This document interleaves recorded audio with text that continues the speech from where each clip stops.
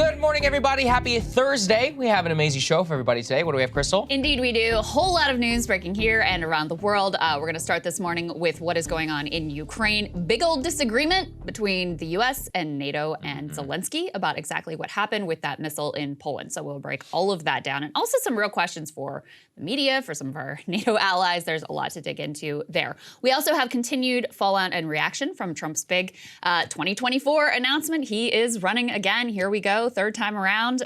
His daughter is not going to be involved this time. That was kind of stunning. Yes. Matt Gaetz, one of his top allies, not showing up to the speech. On the other hand, you did have some of his people coming out and saying this is exactly what we need. He needs to, keep going, stay on message, et cetera, et cetera. So we'll bring you all of that. We also have a look inside what the Biden team's plan is to take Trump down again in 2024. They released some videos right away, and we have some more reporting on what exactly they are planning. Also, a big vote in the Senate yesterday to move forward on gay marriage. It looks like they have rounded up about 12 Republican votes to codify gay marriage at the federal level. We will tell you who and what is going to happen now. And we also have some new video coming out of Qatar where they are hosting the World Cup. Not going so well. And not a big surprise there. Yeah, there's a lot to say on Qatar. Indeed. But before we get to that, live show, let's go ahead and put that up there on the screen. New York City, we are coming. Town Hall in Midtown Manhattan, December 6th. We will be there, 7:30 p.m. The tickets are on sale. Link will be down in the description. Next one, the very next day, we'll be traveling to Boston at the Wilbur Theater. We've got tickets on sale for that now. Go ahead and buy those. We've got Marshall and Kyle that are going to be in the house. We've got more production value for both of these shows. I think you guys are really going to enjoy it. We are kind of mixing our lessons from Atlanta and from Chicago, and I think it's going to be a really fun experience. Absolutely. All right, let's start with Ukraine. So lots going on. Obviously, we began our last show on Tuesday with the developing situation. So first of all, let's go chronologically. First, what came out was an anonymously sourced report by the Associated Press that, according to a U.S. official, a Russian missile had landed in Poland, very close to the Ukrainian border, killing 2 Polish civilians. Shortly after that, President Biden woke up early in Bali, attending the G20 summit, where he held a phone call with the Polish President Duda, and then also had an intelligence briefing from his staff. After that, he spoke with journalists, where he's the very first time intimated, actually, these missiles may not have come from Russia. This was the first indication of that. Let's take a listen. Mr. President, is it too early to say whether this missile was fired from Russia? There is preliminary information that contests that. I don't want to say that till we completely investigate, but it is. It's unlikely in the minds of the trajectory that it was fired from Russia. That was the first indication that we got from the United States that actually this may not have been fired from Russia, Krystal, and there were competing explanations of which we floated in our Tuesday show, which was it is possible that these were fired from Russia. It was also possible this was Ukrainian anti-missile defense systems that either fired and then landed inside of Russia, given that it was inside of Poland, given that it was very close to that border. Well, furthermore, we finally got a statement from NATO, from the United States, and from Poland, all independently saying this missile came from Ukraine. It was an anti-missile defense system.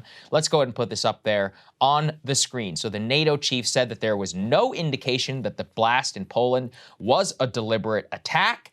Both the Poles and the United States, with their technology, said that the missile, which hit in proximity to the Ukrainian border, was fired by Ukrainian missile defense systems. Their original suspicion, suspicion and fear was that this was either a deliberate or accidental attack there. And however, this is where things get kind of interesting.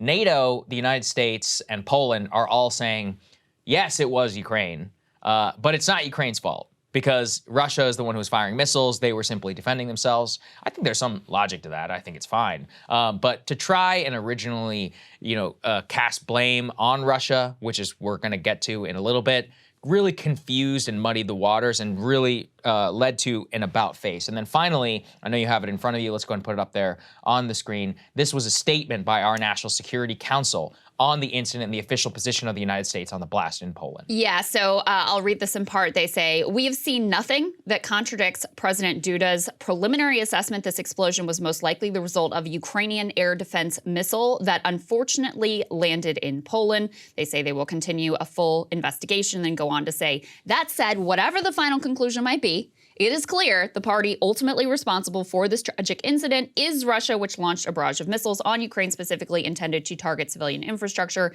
Ukraine had and has every right to defend itself. So I think what's really important to say about that statement is they're going out of their way to say, listen, it might have been, it looks like it was the Ukrainian missile defense system. We don't hold you, you know, like, no harm, no foul. We understand it was an accident. We're not trying to like cast blame on you. We're just saying this is what happened. You have every right to defend yourself. Going out of their way to say right, that. and we will get to this. Zelensky continues to deny, but here is why there's basically no reason to believe that the U.S. and Poland would not know almost immediately. There's a reason President Biden only hours after was like, we don't think that it was fired from there.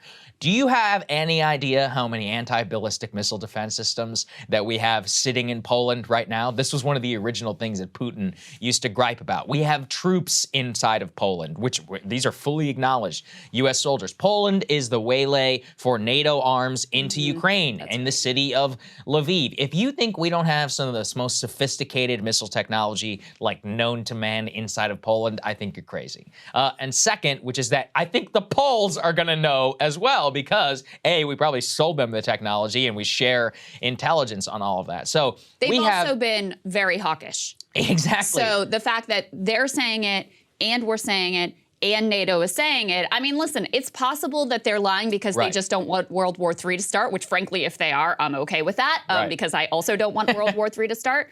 But given that you have all three of those entities all saying, very unlikely this actually came from Russia, that seems the most likely actual explanation for what happened here. I mean, yeah, look, we have no evidence or indication to say otherwise. The United States and NATO. Also, I mean, Russia is a party to this too, right? And their immediate response was, no, we didn't have anything to do with this. None of our missiles were fired into Poland. We know exactly where they landed. We were somewhat skeptical of that, or somewhat skeptical just because, I mean, they lie all the time. That being said, one of the fears that was, and why I think it was credible to be dubious on that, was one of our longtime fears is that the Russians are running out of most of their precision-guided munitions and turning towards less accurate ones. That's what's led to many of the misfires. They'll be targeting like energy infrastructure and they'll accidentally hit, you know, like a playground or something like that, which is obviously horrific. And look, even targeting energy infrastructure is, you know, a horrific act of war, but put that aside. I'm saying they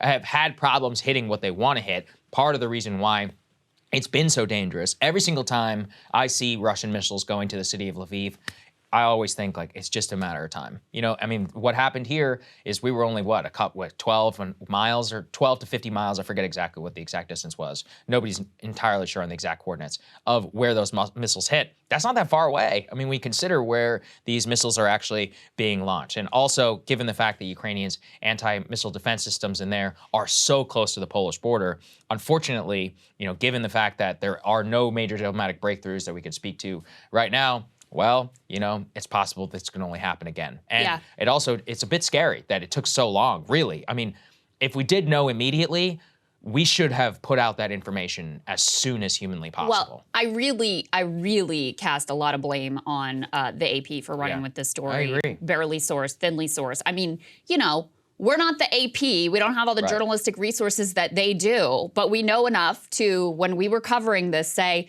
we don't know what actually happened. Yep. Here are the possible plausible scenarios. That is the responsible thing to do when you're dealing with potential, you know, Article 5, potential confrontation between two nuclear-armed superpowers.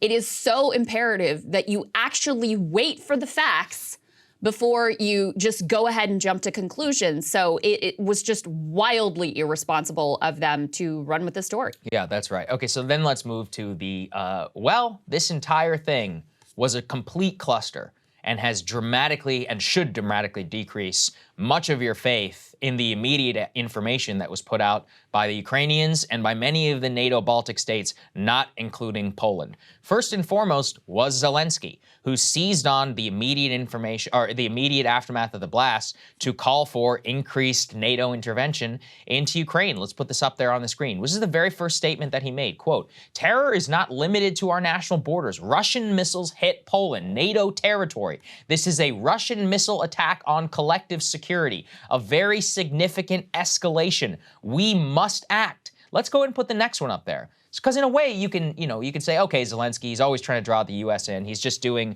what he wants. But, here you have the Ukrainian foreign minister. This is the very first immediate response on the attack or on what happened in Poland. He says, quote, "Russia now promotes a conspiracy theory. It was allegedly a missile of Ukrainian air defense that fell on the Polish theory, which is not true. No one should buy Russian propaganda or amplify its messages. This lesson should have been long learned since the downing of MH17. Now look, he's not wrong. The Russians are liars on MH17 and have been liars for a long time. But it is on you to provide accurate information, unless your aim is to draw the United States and NATO and to escalate the situation further. And unfortunately, our NATO so-called allies in the Baltics, they were very willing to jump on the same bandwagon. Let's go ahead and put this up there. Here you have Slovakia. Here you have a NATO defense minister saying, quote, "I am very concerned by Russian missiles dropping in Poland. Russia must explain what happened. Senseless attacks on infrastructure must stop. Russia's recklessness is getting out of hand. We will be in close contact and allies to coordinate a response." Let's go ahead and throw the next one up there because, again, it just underscores. Here you have Latvia's defense minister saying, quote, "Criminal Russian regime fired missiles which target not only Ukrainian civilians, but also landed on NATO territory in Poland." And then finally, we'll go with what you said, Krystal, underscoring the Associated Press's role in all of this. Go ahead and put this on the screen. How a lightly sourced AP story almost set off World War III. That deadly explosion showed that the AP was willing to run on a single attribution source of a U.S. official, claiming that this was a Russian missile, only hours later to be contradicted by the President of the United States. Yep. Now, people may say, Krystal, Saagar, you guys are exaggerating, a specific incident wasn't going to lead to World War III. I don't think that's what we're claiming at all. What we're saying is that was a real jump-off point. Yeah. It could have been one of those things where it's like, okay, now we're going. Let's say Poland issued an ultimatum. Ultimatums have never led to war in Europe, specifically in Eastern Europe, when over 1 or 2 people were killed, right? That's never happened before in history. The point is that whenever you unleash that level of uncertainty and bad information, it was clear in this instance that the Ukrainians and many of the Baltic states, barring both Poland and Estonia, I'll give them credit, they never actually said it was Russia, but you had 2 NATO allies and Ukraine, our ostensible ally in this situation, who straight up lied about what happened, or at the very least did not have complete information and put out propaganda instead to draw the United States and its allies into this war. And Zelensky, in spite of the fact that you now have Poland, the U.S., and NATO saying, this looks like it was Ukrainian missile defense, that is very unlikely this came from Russia. There is no evidence to suggest that it did. He is sticking to his story. Yeah. I mean, he is straight out saying, no, it was not us. I, promise you it was not us. It was definitely Russia. So, I mean, this is an extraordinarily dangerous situation in and of itself. But I think the thing it really, really reveals is how many actors are looking for any justification to try to pull us further into this conflict. And, over at Responsible Statecraft, they had a number of examples. So before anyone really knew what had happened here, you had prominent journalists, as you were pointing out, lawmakers jumping in to say, all right, it's time to think about Article 5. I mean, people were literally saying that at 2:10 p.m., a Ukrainian journalist with a significant following in the West tweeted, so Article 5. She softened her comment about 20 minutes later, calling on concerned parties to wait for official information, but they say a member of Ukraine's parliament had no such compunction. The lawmaker simply tweeted out the phrase Article 5 at 2:29 p.m., adding later that Putin was, quote, testing the limits with the strikes and that reaction equals appeasement. Another prominent American supporter of Ukraine and member of the U.S. Helsinki Commission, Paul Massaro, said around the same time that Russian terrorism had reached Poland, adding shortly after that it was, quote, hard to believe this was an accident. So when you have journalists, prominent lawmakers, NATO allies, all jumping to conclusions and implying we ought to be thinking about Article 5 here before you have even, an hour to see any sort of confirmation of what actually happened. It just really reveals what their game is. And also with whoever this U.S. official that leaked this to the AP, clearly they're playing their own game here as well. Yeah, look, it's incredibly irresponsible. And this gets to the point where whenever you have major national security information being confirmed on background and all this other nonsense, it needs to end as authoritative. And, I think all of us have to play a role in this. At this point, when you have a major international incident and you just have some rant, by the way, what does U.S. official even mean?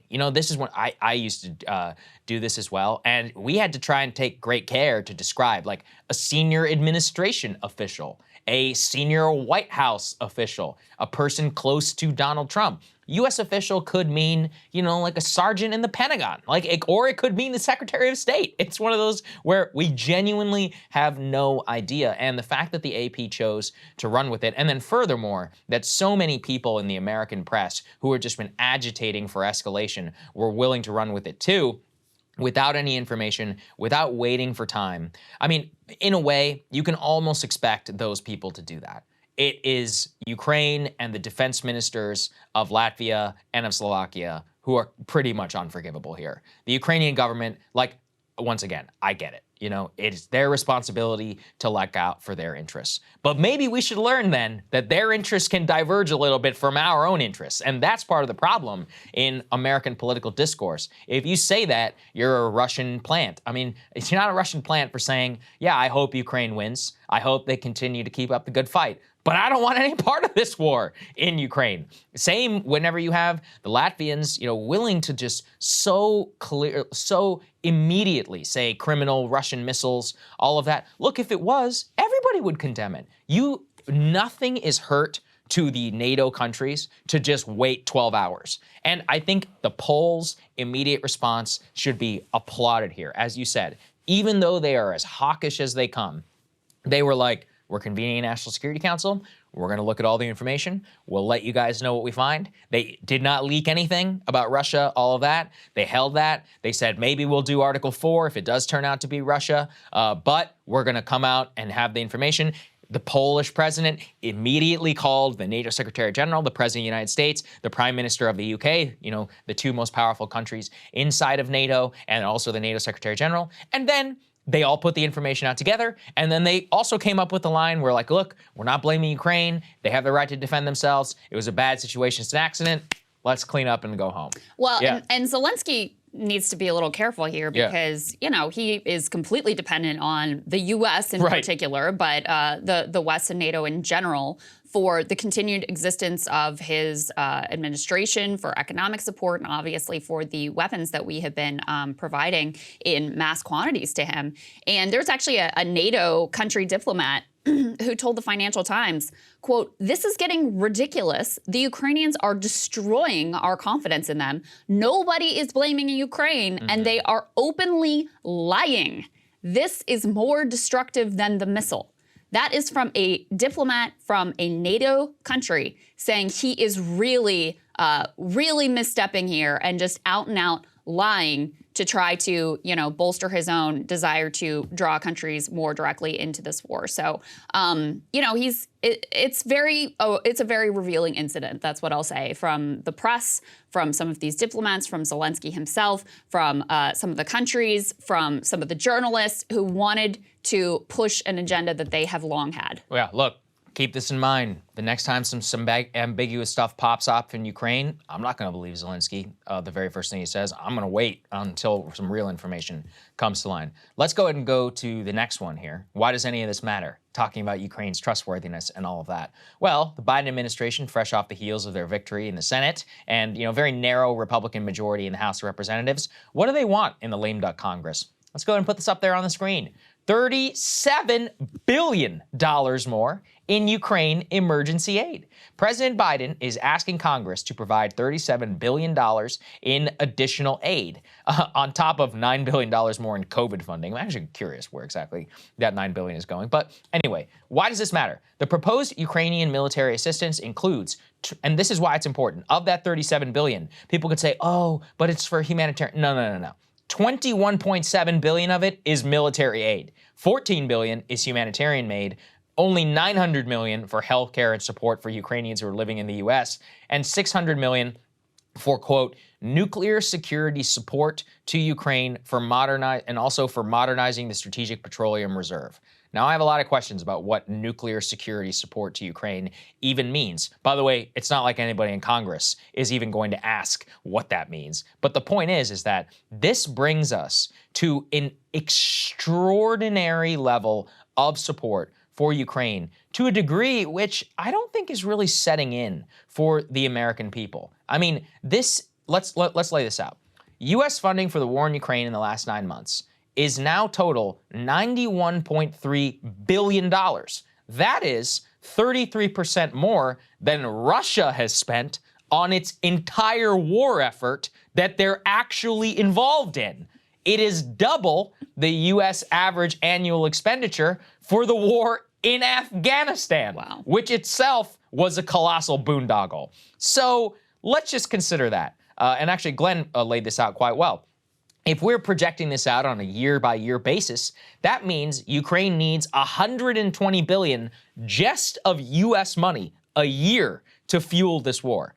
General Mark Milley gave a press conference yesterday, our top general. They asked him, they said, sir, do you think Ukraine has the capacity to take back all of Ukraine? And he was like, no, I don't think so. Yeah. He was like, look, they've done very well, but Russia still holds 20% of their entire country, which is not a bad way to put it. And the point that he made is, and has made behind the scenes, is I don't see any possible scenario where that's going to happen. And let's say even that it does exist, it would require hundreds of billions of dollars on behalf of the U.S. taxpayer. And actually, there's a lot of arguments to say that if that were to happen, it would precipitate some sort of nuclear crisis, which would lead to a full-blown war. Well, that's the part that I'm really most concerned about is the longer this goes on, the more potential incidents you have, like what just transpired in Poland, that can lead to dramatic escalation and ultimate complete catastrophe. Yeah.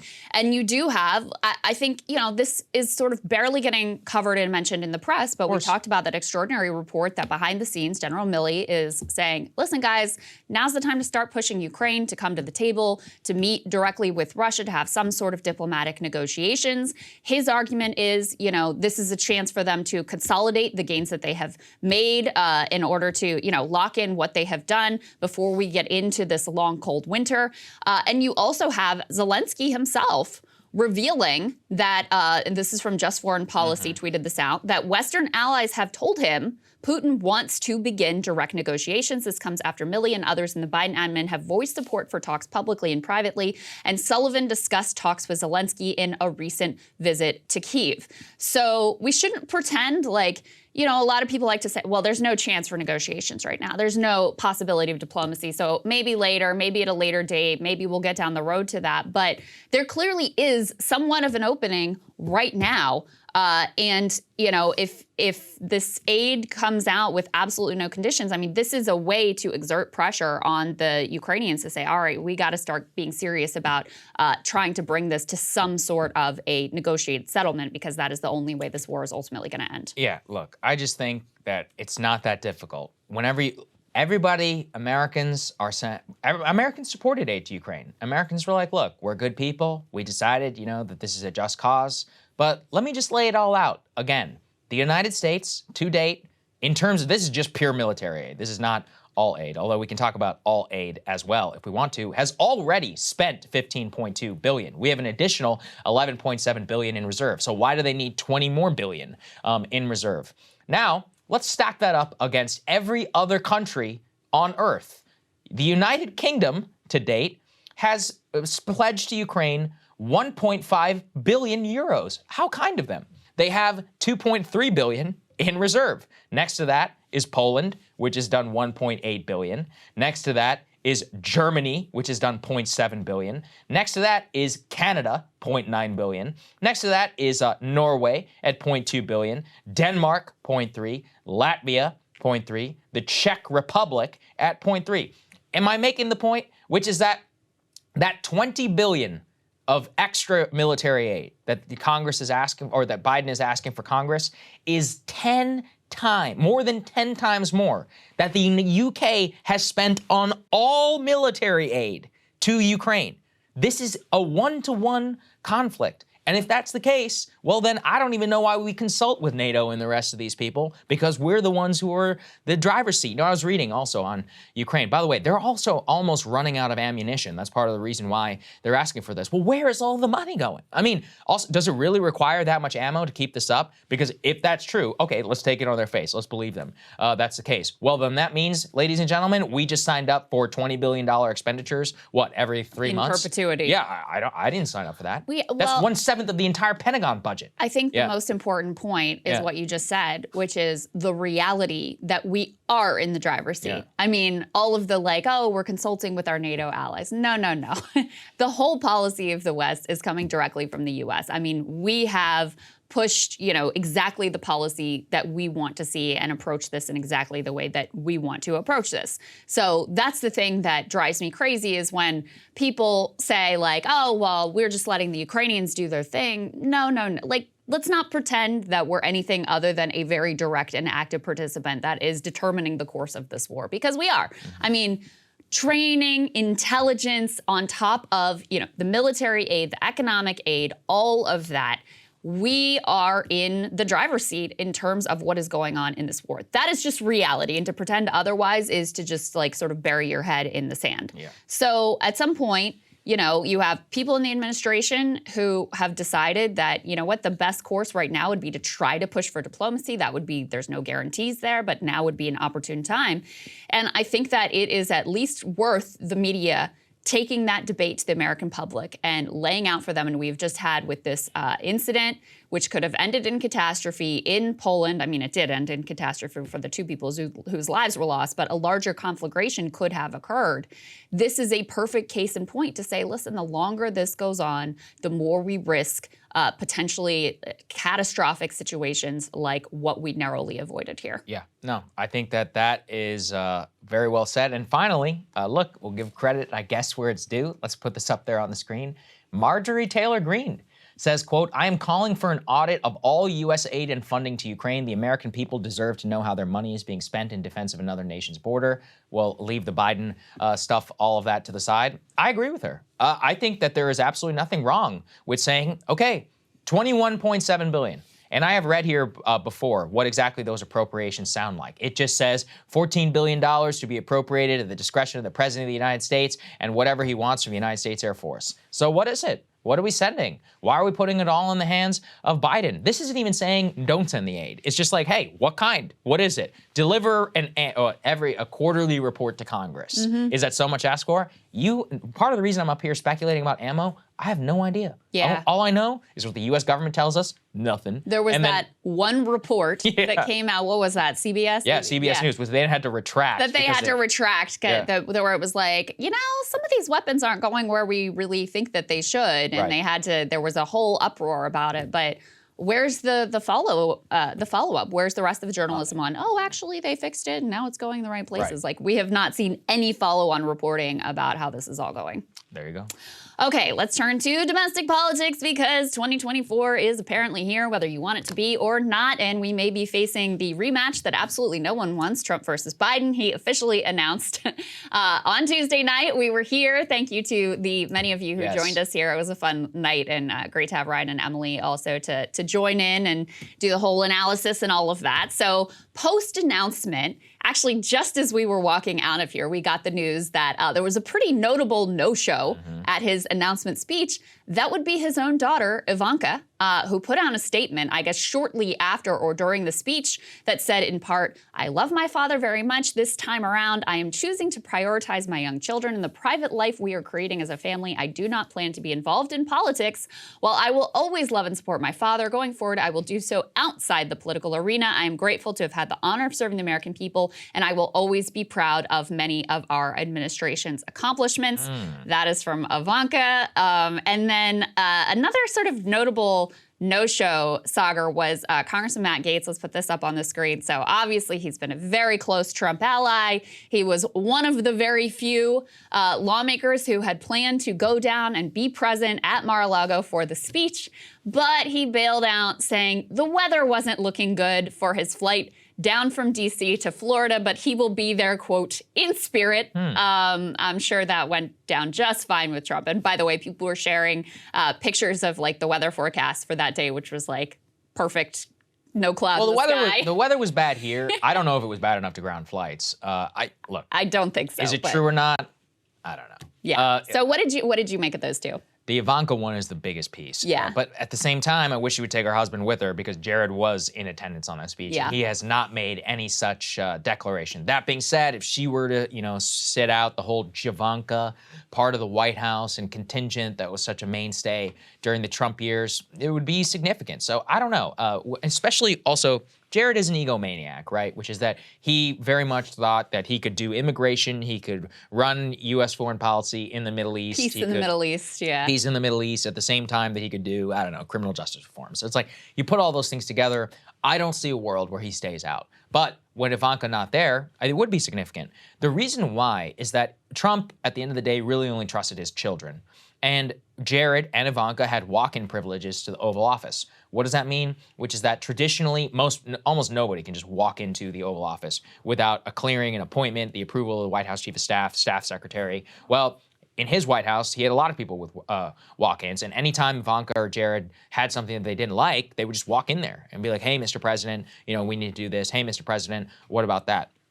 So for her to sit it out, to bow out, and not even appear at the speech. Yeah. I mean, look, it's clear. The reputational damage that she suffered, frankly, it has nothing to do with January 6th. Like, from day one of being part of the administration. I mean, it hurt her and her brand. Yes, her brand. Yeah. That's exactly right. I mean, but I would just say to her, like, sorry, sweetie, the damage is already done. I agree. Like, you're never not going to be a Trump. Right. You're never not going to be associated with everything that went down in your father's administration. You were there every step of the way to defend all of his actions. And, I remember in the early days, before he got elected or like right after he got elected, there was all this conversation, Ivanka will be a moderating force and she'll be there in his ear and he won't be as unhinged because she's really, sort of a liberal and she'll be the one to bring him to heel and she's the favorite and all of that. And like, obviously that didn't really transpire. So, she is clearly here trying to protect her brand. January 6th probably was like a bridge too far for her. Don Jr. has been the one to step up to the plate to be all in, extra crazy with his dad and, try to claim that favored child status from his sister. But like I said, I think if Ivanka is trying to protect her brand, good luck, because that damage is ultimately already done. But nonetheless, the fact that his own daughter is saying publicly that she is not going to be involved whatsoever, that is pretty extraordinary.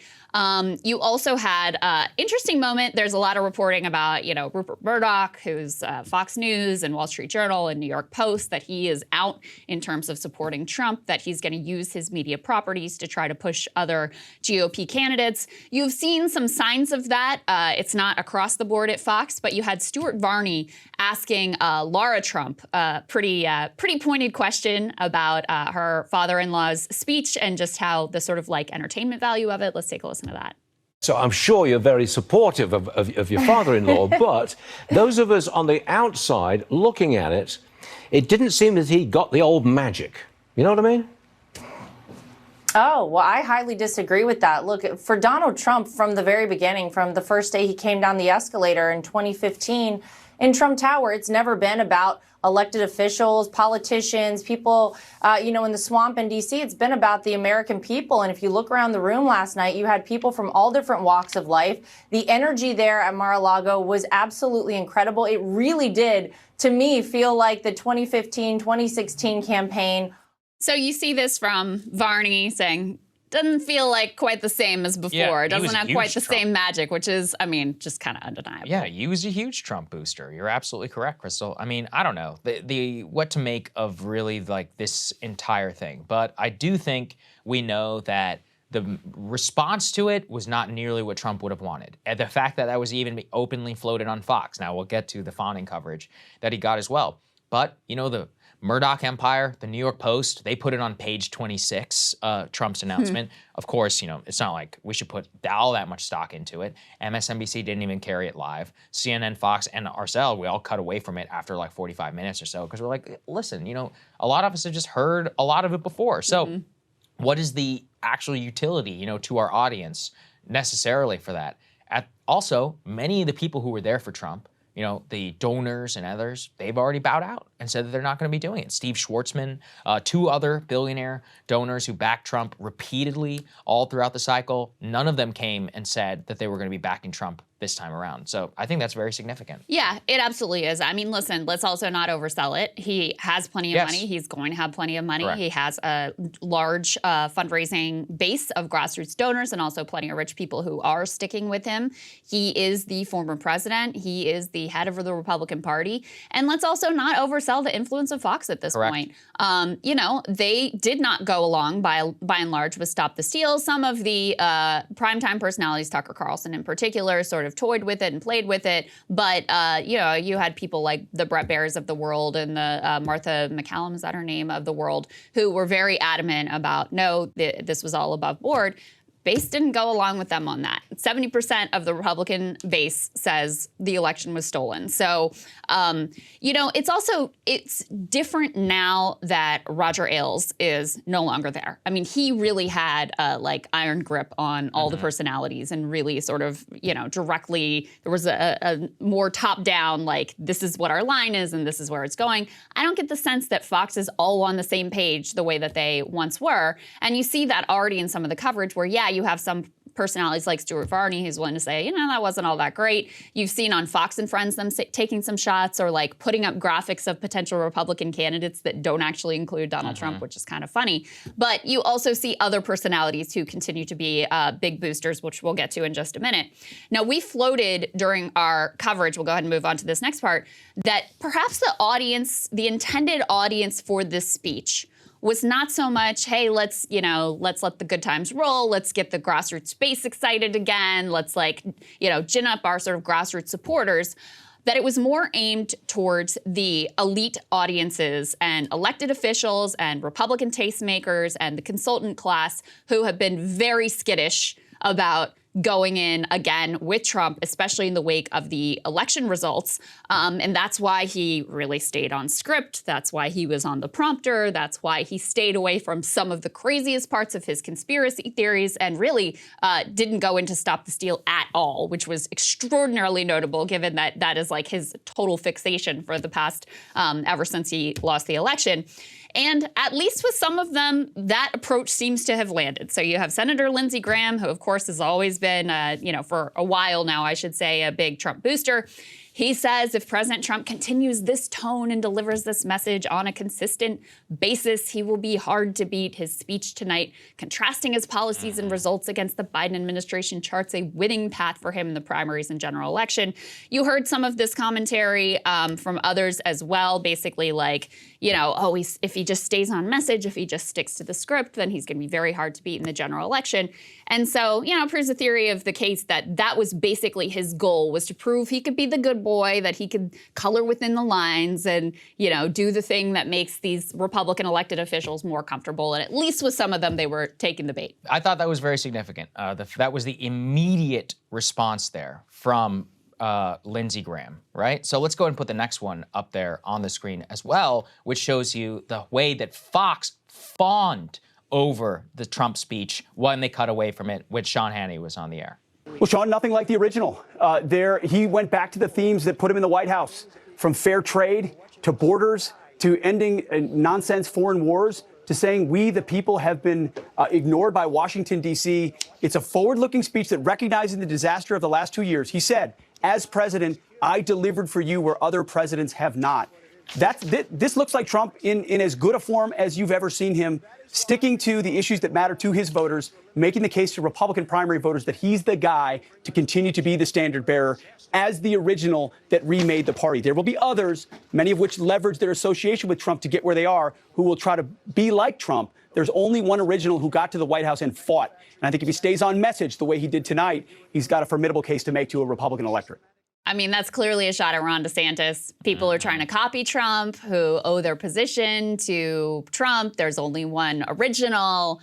And you should just assume, I mean, the reason why I found this interesting is because this is Sean Hannity's hour, you've got Pete Hegseth and Mike Huckabee, and you can guarantee that Hegseth there is on exactly the talking points Trump wants him to be on. So it's revealing of what Trump wanted people to take away from this speech, which was, number one, there's nothing like the original and all the copycats can stand down. And number two, that he's going back to the themes that won him the presidency in 2016, which you did hear an attempt to, grab back onto some of those themes about trade and the economy that he ran on in 2016. Yeah, I think that's right. And look, that level of fawning coverage, that is going to be a mainstay. This is the problem with the whole idea of like the Murdoch empire turning on Fox. Turning on Trump. They tried that with Stop the Steal, Krystal. And what worked? Nothing.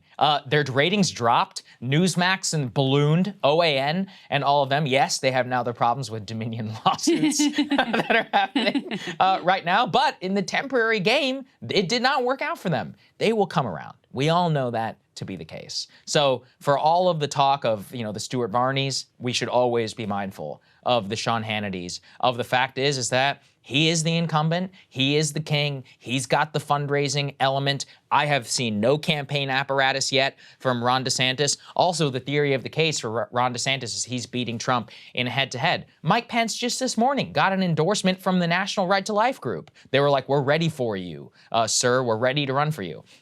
Asa Hutchinson was on CNN this morning, the governor of Arkansas, saying he was thinking about running for president. Mike Pompeo wants to run for president. So you would have multiple people who would be splitting Youngkin, the Larry anti-Trump Hogan, win. Tim Scott, Right. Nikki Haley. Yeah. There's So a whole slew of them. even if 5 of them don't run, okay, that's a decent amount of split that you're going to see there. So anyway, I think it's very important to always try and emphasize to everyone, like, this is Trump's to lose and not the other way around. Agreed. Yeah. Agreed. Absolutely. At the same time, Trump was pumping up Senator Rick Scott as his candidate to take out Mitch McConnell as leader of the Republicans in the Senate. That did not work out. McConnell was reelected yesterday. Let's go ahead and put this up on the screen. Comfortably reelected, despite what they describe here in ABC News as a historic challenge from Rick Scott, just because McConnell has really never even faced a challenge. The vote here ultimately was 37-10.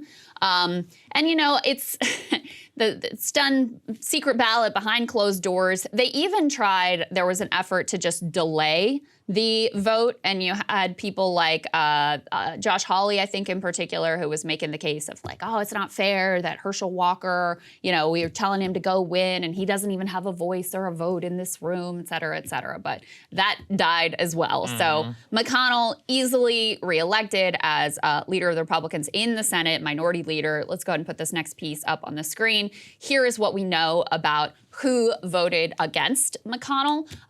You've got Brown, you've got Cruz, you've got Graham, Hawley, and Johnson. Ron Johnson. Still don't know who the one present vote is. So, this is, I guess, the most challenge that Mitch McConnell ever faced, but ultimately doesn't even come close to success. Yeah, and from what I heard, the reason is that people knew it was a doomed campaign and they voted for Rick Scott because they didn't even like Rick Scott, but they wanted Mitch McConnell to feel the heat. I mean, did he really feel any heat? Yes, it is the first challenge. On the other hand, you won it overwhelmingly. Yeah. So I'm not even sure what you particularly accomplished in voting for Rick Scott, other than being on McConnell's shit list, which, I mean, look, he's an 80-year-old man. He's not going to reign forever as head of the GOP, but he will be the minority leader for the foreseeable future. So I'm not so sure I would want to, engender. He's a big fundraiser. I mean, massive fundraiser. yeah, He's a juggernaut. Yeah, he has all the power. I think the reason why that we did this was to show people, look, Trump's power, yeah, it exists, but in the Senate, they're bucking him as they did the entire time that he was in office. And the next one is what I'm really interested in, which was Trump's major pick was for Rick Scott, and he endorsed him against McConnell. Well, Scott famously is the person who lost the Senate and blew tens of millions of dollars in the NRSC. Now he's coming under a bit of scrutiny. Let's throw this up there. Senators are considering floating an audit of the NRSC. This was by Marsha Blackburn and by Tom Tillis, said there should be an independent review of how the party's campaign arm spent its resources before falling short of its goal of winning the majority. And Scott responded in a statement saying that actually when he took the committee over 2 years ago, he had learned that previous staffers had been paid hundreds of thousands of dollars in unauthorized and improper bonuses.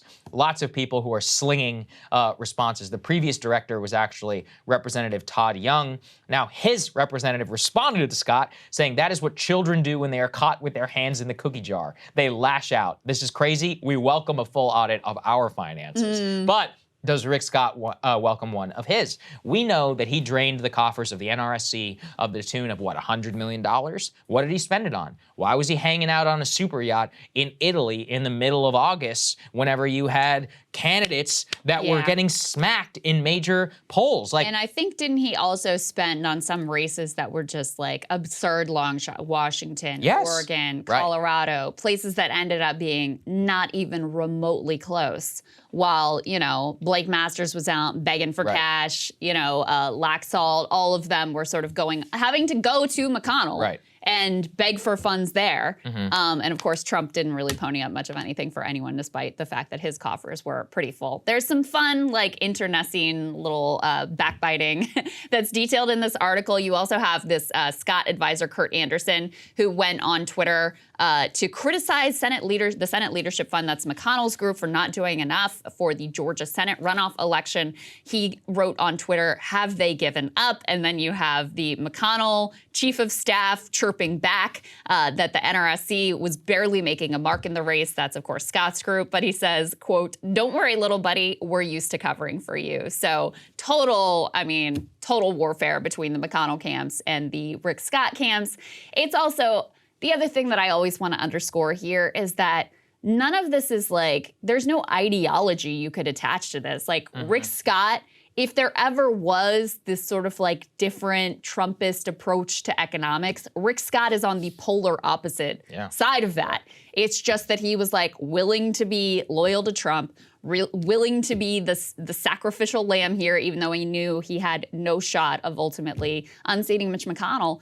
And why would anyone vote for this dude? Even if you don't care about ideology, you just want to win. Why would anyone vote for this dude when he just was at the helm of a total catastrophe, wipeout level catastrophe for the Senate GOP? Right. Yeah. No, I think Rick Scott is a moron. I think basically everybody knows that. And a fraudster. Let's not forget that. Yeah. No, beyond that, and his conduct, what we know about his electoral capacity is not good so far. So I don't know why exactly you would vote for him. As I said, it's considered a quixotic campaign, right now, as to why exactly all these people even voted for him in the first place. I don't see any particular point to it. The only I think reason if you're going to unseat McConnell, then do it. The only reason to do it is prove your loyalty to Trump. Yeah. That's it. Right. You're more concerned about the Trump audience than you are the money from Mitch McConnell. And if you look at the list of names of people who voted for Rick Scott, these are all people who basically are safe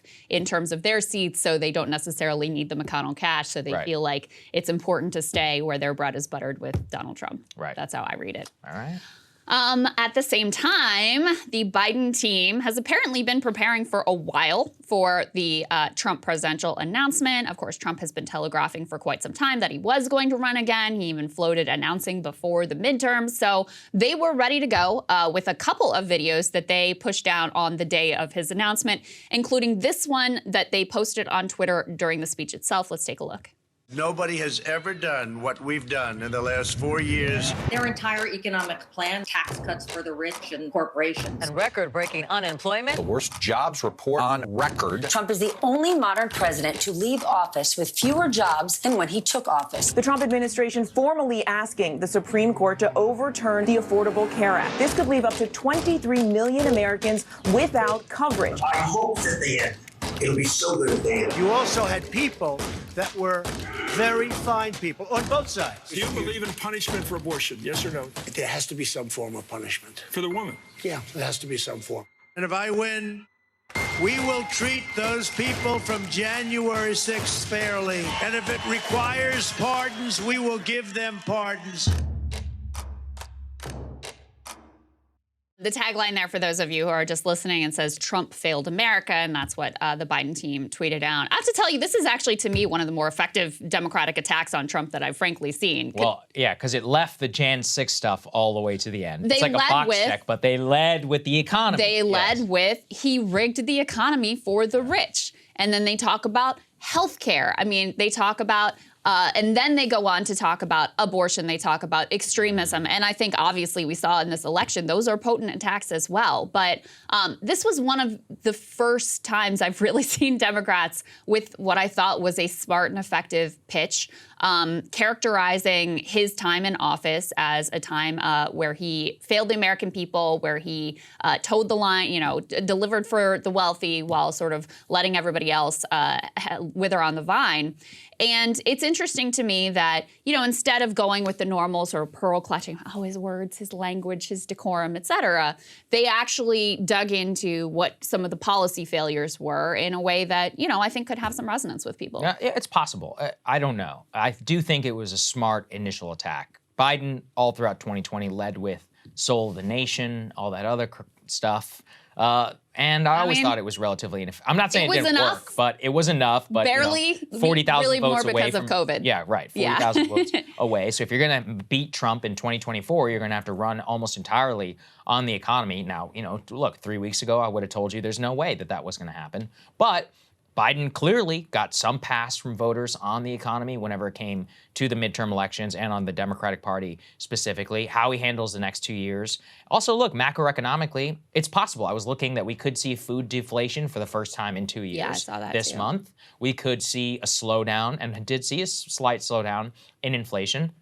Let's say the worst of the Fed Reserve hikes are behind us. Well, a year from now, we could be sitting in a much better economy. True. We could have 4.5% unemployment, lower inflation, and things could be rocking. So that's the point is that prognosticating 2 years out, it's possible that Joe Biden comes back from behind. And does win. On the other hand, he defied one historical trend by not winning midterms, but far outpassing expectations. So previous presidents, though, who got shellacked did go on to win re-election. So he could reverse that trend, too. There's no way to know. Yeah, from here I on. do think that after the midterms, we have to say the American people are pretty done with Trump and his bullshit. Like, there was a pretty clear reckoning there. Yeah. I'm going to talk in my monologue. Nate Cohn crunched the numbers about the penalty for the, super Trump-aligned candidates was about 5 points overall. And in swing districts, it was closer to 7 points. That was, the Trump tax on candidates who were too closely associated with him, and in particular, candidates who were all in on Stop the Steal. So, I think at this point, I think it's a pretty big hill for Trump to climb to make the comeback and win the presidency. I feel much more confident that he could win the Republican primary than I do that he could win the general election. He's got an indictment hanging over his head, all of that stuff. But that being said, listen, as you're pointing out, it's a long time from God only knows what's going to happen with Ukraine. God only knows what other things are going to transpire that none of us is even thinking about right now, and what the economy looks like and all of that. So I never want to say it's a sure thing that Trump will lose ultimately this time. I did want to say the other video that the Biden team put out, I also thought had a smart framing to it. They had on a split screen, and on one side was Trump just like talking about infrastructure week. We're going to make beautiful. Who's better at infrastructure than Trump? And on the other side, you have Biden saying nothing, just signing the bill. And at the very end, it's, you know, people clapping and obviously him signing this infrastructure package into law. And it says basically like talk versus action. I think that's a smart framing as well, because obviously Trump is going to go after Biden for like his inability to talk. Mm-hmm. And so what he can say is like, all right, sure, you're great at like talking and, you know, in front of a rally crowd. But when it actually comes down to it, I got it done and you didn't. So I thought that was also a sort of smart framing and something they're likely to come back to in other instances as well, that tries to protect Biden from the obvious attacks on him that he's too old and frankly not up to the job, which I do think has a significant amount of resonance with the American people and with the Democratic base too. Look, we all just learned in Pennsylvania, ability to talk is not necessarily a prerequisite to hold high office. So I think we should just put that one to the side. We have now two relatively certain political instances which those have been put to the test. Let's go to the next one up there on the screen, which I found really interesting, Krystal, from the New York Times, specifically about the effort to coordinate the Trump response has now being led for months inside of the White House. And this ad was a result of kind of the autopsy that they decided to lead with. So they clearly, what you're seeing there is the amalgam of like polling data, instinct, and also a little bit of learning from the midterms, which is you lead with the economy, then you go to abortion, then you go to Jan 6. So many of the other, you know, issues and areas, you basically put it to the side and you stick solely with economic recovery. Biden, again, you know, we have seen now with the midterms, people think that inflation in the economy is much more of a structural problem than it is a partisan problem. That is a massive problem for Republicans who really wanted it to not appear as a structural problem, because then they also may need to fix it and propose some solutions. But second, because it was thought to be such a fantastic political asset. So for Trump, you have to be able to say that he also led kind of structural good change in the economy when he was in charge. Do people really have a memory of 5 years ago? 6 years ago, really? In 2024? I don't know. I don't think so. I mean, you really have two very different narratives about the Trump era. In the Biden ad that we put up there, they say like historic job loss, which, I mean, it's listen, totally anything's fair in politics. Like, it's technically true, but obviously this is because of like COVID and like, you know, it wasn't really his. It's really not fair. Not really his fault, but of course they're going to spin that. He left office with fewer jobs as first president in history or whatever they said. And of course, Trump is going to talk about the first part of his administration when you have a hot, you know, job market and low unemployment and all of those things. So that will be the battle of the narrative. In this New York Times piece, they say that Biden will continue to underscore his belief that Trump is a threat to democracy, but his political handlers are determined to show that Mr. Trump's 4 years did not yield actual accomplishments for the American people. That obviously is very much the aim of that ad that we showed you, where, you know, they are leading with the economy, the job loss, health care, rigging the economy for the rich, and then they go on to abortion and Charlottesville and January 6th. This effort is being led by some of his top advisors, Anita Dunn and Jen O'Malley-Dixon, who ran his campaign. Last time around is now Deputy Chief of Staff at the White House. They also have already, to be honest with you, I mean, listen, this article obviously is like coming from the Biden team. They're portraying it in the rosiest possible light. But I'm a little bit surprised they have their act together this much, to be perfectly honest with you. And they have also started hiring staff in early GOP primary states like New Hampshire and Florida. Now, obviously, Democrats would want to win New Hampshire next time around. I don't think they have any hope of winning Florida next time around. The reason they're putting staffers, the DNC is putting staffers on the ground there, is so that they can follow Republican presidential candidates around and record them and grab any potential like missteps or extreme language or whatever it is that they're saying on the trail to potentially use against them. So that is the thinking there. Very interesting, certainly. Okay, let's go to the next one, gay marriage. This was some news that we didn't necessarily expect. And let's set up the little bit of history on this because it's kind of interesting, which is after the Dobbs decision where Clarence Thomas said in his concurring opinion that not only should Roe versus Wade be on the table for being overturned, but Obergefell as well. It opened up the door to a lot of speculation, which is that, oh my God, is the court going to get or possibly get rid of gay marriage? Could they even go back and get rid of interracial marriage? Two of these things which were decided at the level of Supreme Court. Senator Tammy Baldwin, one of the only openly gay members of the Senate, decided to take it upon herself to try and whip the votes for that type of legislation. She was not able to get the legislation on the floor or votes committed from Republicans before the election. But she had promised before that it was going to come during lame duck, which is that period right now before the new Senate is then sworn in. What's interesting is she actually delivered. She announced almost immediately after the election, I have the legislation, I have the votes. Many of these Republican senators, their only objection was like, we need to have some sort of religious liberty protection for religious organizations, as in it doesn't going to target them in ways that not necessarily worth getting into right now, because according to these Republicans, they say that language has been added to the bill, and they feel that this is an actual up or down vote on gay marriage and interracial marriage itself. That legislation then had a key procedural vote, proceed yesterday in the Senate, and it passed pretty overwhelmingly. Let's put this up there on the screen. 62 to 37, advancing the marriage equality bill, protecting same-sex and interracial marriage under federal law. The 12 Republicans, let's go and put the next one up there on the screen. This is important because there's a lot of diversity going on here. Senators Blunt, Burr, Capito, Collins, Ernst, Loomis, Murkowski, Portman, Romney, Sullivan, Tillis, and Young. And Krystal, for me, that is just a real amalgam of both retiring senators, quote unquote moderates. Yeah. But, Mitt Romney is I was a Mormon. going to say, Romney's a little surprising because he's obviously very religious. Utah's a very religious state. So that one was a little surprising. Mitt Romney is a Mormon. Todd Young is from Indiana. You have Joni Ernst from Iowa. Iowa, I was saying, is a very Catholic state, especially with GOP voters. You have Cynthia Loomis. I mean, Wyoming is one of the most Republican states in the country. So for a lot of these senators, there's not necessarily any political benefit in voting for this at all. It also comes to a real test for the rest of the Republican senators who didn't necessarily vote in terms of the procedural bill. Now that they have the votes, are you going to vote up or down? Marco Rubio famously said, I think it's a waste of time. It's like, well, okay, now it's on the Senate floor, so are you going to vote for it or not? I mean, I don't think he'll pay a price either way. He won by almost 20 points in Florida, so he can genuinely just vote however he wants. He is very religious. It's possible that he goes with that one, but I think it will be an actual test of kind of the civil war within the GOP as to whether to leave the old culture war behind and do a new one, or to try and, I guess, reclaim an old position which was held by the party and effectively abandoned after Obergefell, but now being put back on the table. Yeah. You found this clip, Ben Shapiro speaking on the Daily Wire, declaring you cannot be a Republican and support this legislation. Let's take a listen. Let me just put this out there for the Republican senators. If you vote in favor of the idea that society has an obligation to recognize male-male or female-female dyads in the same way that society has an obligation to recognize male-female, you should not be in the Republican Party. You shouldn't.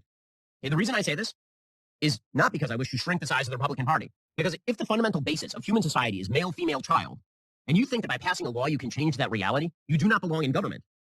See, that's interesting to me because on a couple of levels. There.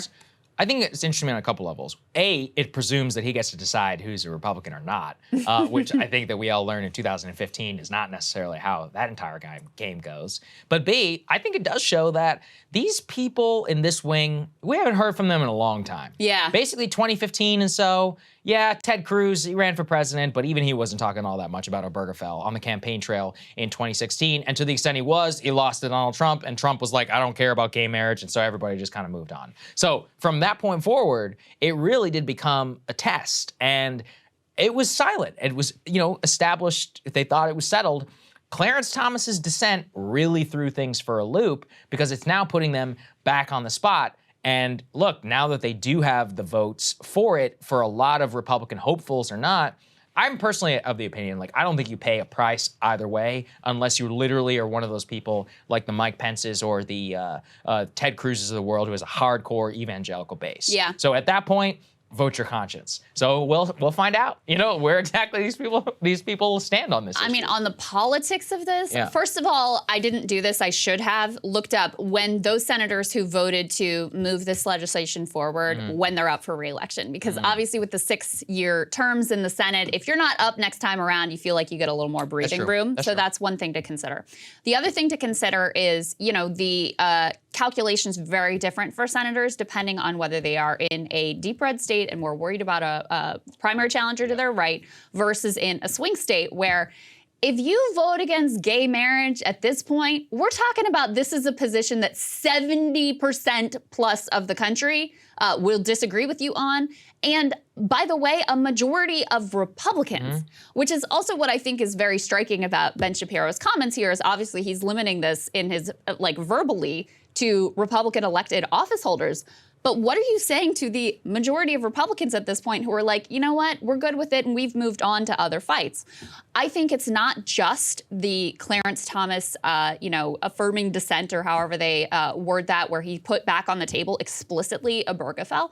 I think it's also because a lot of conservatives like Ben Shapiro and others feel like they have gotten some traction with their attacks on trans rights. And so that has also opened the door to how far can we push this, the stuff about drag shows, all of that stuff, I think has also sort of emboldened them to go back to some of these arguments that they have been quiet on for quite some years. Well, yeah, that's why I think it's weird. I think it's the wrong move. I've actually openly said that. I'm like, look, you want to fight about gender ideology and whether you plug little kids full of hormones? Yeah, I think that's actually a winning fight and one that should be fought. But if you want to take it back to gay marriage, I'm like, listen, a lot of people who have concerns about plugging little kids full of hormones do not think that consenting adults shouldn't be able to get married. And so when you put it on religious and Christian grounds, then you're actually putting yourself in a losing position. I've openly said this before to a lot of them, and I do think that it's part of the problem is that, look, a lot of these people, they are deeply religious. They have felt aggrieved on this front and have basically tried to fight in a more secular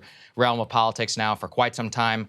Under Trump, they felt like they had won. Abortion, though, was the greatest victory for a lot of their lives, and it has now put them in a position where they feel like they're winning. And all I will say is good luck. After tried to tell you here about abortion and about how people feel about that, even in deep red states, and they didn't listen. And look, I actually will say this, if you care about the kids issue and gender ideology and all that stuff, making it explicitly religious is probably the single worst thing that you could do whenever you're having that fight. Well, I mean, I don't know if you saw Rogan and Matt Walsh had a big debate about gay marriage. Yeah, I saw that. Which was also very, I mean, it was interesting. It was worth watching. I thought Joe did a good job pushing back on him because ultimately, it came down, he didn't want to use the language of religion because I think he knows, like you said, if you're trying to sell this to everyone, just grounding it in your particular interpretation of your faith is not going to be a view that's held by, a large majority. But it was clear the only way you could really defend this position is coming back to this is a tenet of my religion. Which is fine. You believe what you want, right? I mean, to a point, but I mean, not to the point that your beliefs are infringing on other people's rights. Yeah, and that's what I'm saying. Which again, is if you don't like gay marriage, don't get gay married. That's fine for you in your life. I mean, I have to say on the kids piece, obviously we disagree on that whole debate. But the other piece with that is if you push a Matt Walsh or you push a Ben Shapiro about, they want to keep it politically on the topic of kids because they have the most political traction there. But if you ask them if grown adults living their lives should be able to transition, no, they don't think so. I agree. I think that's a big problem. And that's wildly unpopular. So anyway, this whole vote with gay marriage, I do think it's a problem for Republicans politically because a good chunk of their base and many of these senators are really on the wrong side of the issue. It is a little bit like abortion where you have a majority that are good with gay marriage, but the people who are opposed are more vocal and more influential in terms of Republican primaries.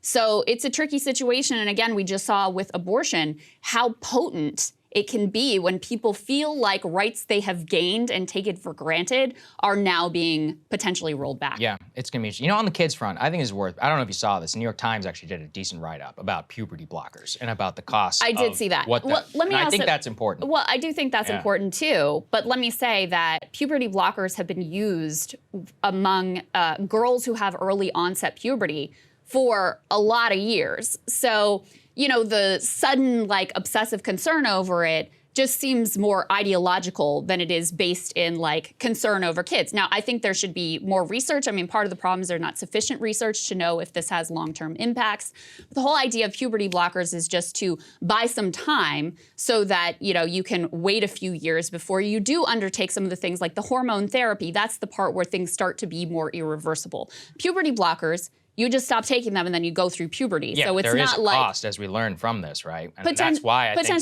it's still like being researched. But there is also a cost to gender dysphoria and to the fact that you have, you know, increased rates of suicide and increased rates of like depression and anxiety. So it's not like that is without a cost as well. So I am totally open, and I think we should be able to have a good faith debate about what the care protocol should look like for children who are trans and, you know, for their parents trying to figure all of this out. There's a lot of debate within the community about how long is the consultation period? How, you know, when do you start puberty blockers? How long does that go on? What about hormone therapy? All of that is totally up for debate, but again, to go back to people like Matt Walsh and Ben Shapiro, ultimately, they don't think you should be able to do this at any age, at any point, period. Yeah, look, this is why I'm not welcome with a lot of these people, because I'm like, listen, I just think we should talk about kids. I was like, you know, if you're an adult, you're 18 years old. I mean, listen, I think there's a lot to be said about irreversibly changing your body, but you could do what you want. You know, if you get a tattoo,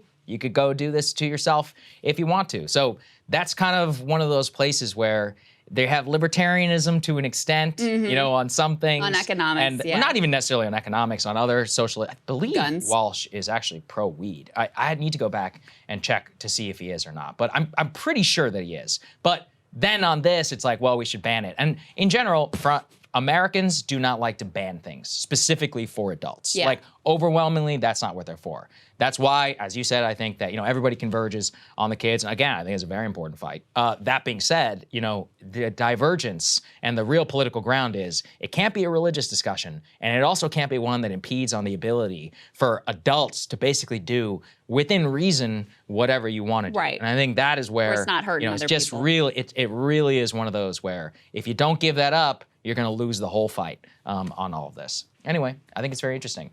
All right, let's move on to the next part. Qatar. You guys knew that I couldn't resist a good Qatar story. Fun backstory, I lived in Qatar, went to high school there my last 2 years. Actually was there whenever they got the World Cup, so this is kind of interesting for me.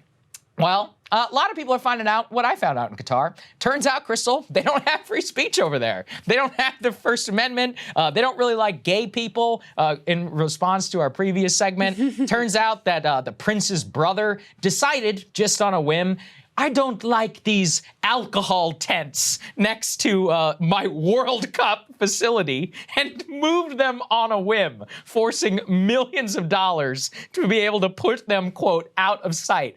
People who are drinking at the World Cup are gonna have to drink, get on a bus for 45 minutes. Oh my God, really? And then come to the stadium. That's like, you know, when you pregame a wedding and then you get in one of those buses and you're like, oh shit, you're like, this better last all the way until I get to the venue. So good luck to all of the folks who are suffering Qatar, as I did while I was over there. A perfect illustration of this was a Danish reporter was doing a live shot in a totally public area in the middle of Doha in Qatar.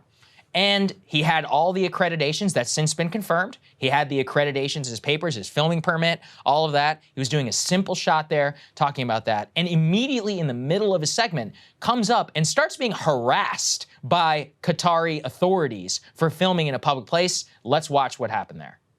Land, der jo altså bliver udsat for en hel del kritik. Hvordan oplever du forholdene lige nu? Jamen, vi kan jo vise, hvordan forholdene er lige her, hvis vi drejer kameraet. We are live on Danish television, og der kan I se, nu bliver vi stoppet med at filme, og det er forholdene her. Mister, You invited the whole world to you invited the whole world to come here. Why can't we film? It's a public place. This is the accreditation. Okay. We can film anywhere we want. Okay. There are only, of course. But only for the Qatar. Qatar, you have because rule. The Qatar is. No. We don't need permit. But you can break the camera. You want to break the camera? Okay, you break the camera. Okay. Yes. So you're threatening us by smashing the camera. Oh my God. Can you imagine? To smash the camera? So apparently he wasn't threatening to smash the camera. He was like, no, really? Yeah, I have a friend who got very upset with me, by the way, for highlighting this. Who was like, they were saying in Arabic, no, just bring the camera over here. I was like, that doesn't excuse the entire situation. Incident, by the way, the Qatari government has since apologized for that. So they're admitting actually wrong, that they shouldn't have been doing that. But listen, it's a country, it's a theocratic monarchy, folks. Frankly, those shouldn't even exist in the year 2022. Indeed. And I encourage everybody to go and watch this new Netflix series. It's like FIFA Uncovered or something, which goes exactly into how the Qataris and all them other bribed their way into this and just the absurdities through which we have gone through to grant this nation the World Cup. I mean, it's just like completely corrupt, right? Like process. Not only completely corrupt, but let's consider this. They had to disrupt all of the major soccer schedules to hold it in December just to have it in Qatar. Qatar has now spent some $120 billion on facilities for this, and it hasn't even worked. You know, there are videos coming out of Qatar of temporary shipping containers being used as hotels, which genuinely look like they're out of the Fire Festival from the Bahamas. Like plastic little doors. It's all out there. People can go and watch it. And why do I care? I mean, me personally, because living in Qatar was the first time that I never had free speech. And I remember watching these, you know, it was a weird situation for me personally because I'm Indian, but American. So they couldn't screw with me because I was American. But watching the way that these Indian laborers were treated, it killed me every day. You know, I remember they used to have these fake rules where, like, if you're a single male, you can't go into some public places on Friday, which is like the one day off for everybody. And if you're a single male who is an American, they're like, oh yeah, you're good. No problem. And they would keep these laborers just basically like sitting out in the middle on their one day off of working, not allowing them to do anything. They literally seize their passports. They're treated not even second-class citizens. They're like third class, like straight up, like effectively modern day slaves. I mean, I've actually visited some of the camps. Like I walked into a place to buy cigarettes when I was 15. Sorry, Mom. And saw like 15 different guys living in a single, in like a single room, literally with beds on the floor. It's basic squalor. Probably no air conditioning. Yeah, and they were telling me like, you know, oh, we don't have our passports. We can't even go home. Like if one of them gets hurt, it's a real problem. Nobody knows how many of them died in constructing these World Cup facilities. It's a catastrophe. And everybody looks the way because they happen to have been born, these people, on a pile of money with natural gas and in oil. And it's disgusting. It's corrupt. And frankly, you know, my personal opinion, I think they played themselves because they can't give up, you know, their religion and the way that they run their society. And now the entire Western world is about to get a full view into how basically backwards and incompetent that they really are. I mean, they're under a microscope now. I'm looking at the Fire Festival it's vibes. terrible. I mean, it's not quite as bad, but it is just basically like shipping containers, like you said. Now, I read a long piece about the migrant laborers that they depend on and that they especially depended on to construct this World Cup stadium and facility. And it really, it is just disturbing. It is absolutely heartbreaking. The estimate is that thousands of migrant workers have died building these facilities, many more of them, because you're talking, I mean, it's freaking hot there. I mean, 120 degrees in the summer, not uncommon. And they're working outside in the elements. So even the ones who then survive, many of them have lifelong ailments because of the stress and the toll that the heat took on their body, including kidney failure that they have no ability to get treatment for. And so it was very disturbing. You know, Indians, Nepalis, a lot of people. Pakistanis too. Yeah, absolutely. Filipinos, you know. It is pretty heartbreaking. And they used to have a policy where they would let employers hold your passport so you can't leave. Now they have technically gotten rid of that, but it's not enforced. It was there so when I was still going on. When I was all there, kinds of wage theft. all kind, because, you know, you're talking about people who are desperate, who don't have work back in the villages that they come from. So, you know, they're willing to like take on debt to get these jobs, to go to, you know, Qatar and other places in the region. And ultimately, they're just at the whims and mercy of their employer, and sometimes with deadly results. It is such a weird experience for somebody who grew up in the West to be in a situation like this, because I was like, man, this is really messed up. And people would be like, hey, dude, you need to shut up. They're like, if you say that, you're like, you and your whole family's gonna get kicked out of this country. And I was like, oh my God, I can't even believe they were living this way. I could tell stories about this all day long, but I think it's a very good illustration of like why caving to these people just because they have a ton of money is corrupt and is morally bankrupt. So that clip really put a lot, I think, for the world, and there's gonna be a lot more to come. Can't say I'm not sad. I can't say I'm not too happy about it. Let's go to the next part, which is even more important and illustrates why, you know, dealing with despotic regimes like this is a problem. Put this up there. For the 1 million plus visitors who are visiting Qatar for the World Cup, Qatar is requiring them to download an app on their phone. Well, European privacy regulators are like, do not download that app. That app is a massive security and spyware threat. Oh boy. Here's what they say. The German Data Protection Commissioner said that data collected by the apps that goes, quote, much further than any of their privacy notices indicate. One of the apps collects data on whether and which number a telephone call is made. The other app actively prevents the device on it is installed from going into sleep mode. It is also obvious that the data used by the apps not only remain locally on the device, but is then transmitted to a central server. The German data chief says only do it if it is absolutely necessary, and then go do so on another air-gapped blank phone, which does not include a burner phone any of just your to download stuff. this app. Jesus Christ. Norway also said it was, quote, alarmed by the extensive access that these apps require. Quote, there is a real possibility visitors to Qatar, and especially vulnerable groups, will be monitored by Qatari authorities. The French are telling their fans, you need to take special care with your photos and videos, and say that travelers should install apps only before their departure and delete it as soon as you arrive back in France. So, I mean, at least the NSA is a little sophisticated with their efforts. This is just out and out. It's just very ham-fisted. This is insanity. You know, and again, like France, for example, has huge and close ties to Qatar. So all the Europeans are willing to say this, even though they buy a ton of LNG. Qatar is one of the largest LNG reserves in the world. They have been literally labeled as straight up, quote, spyware.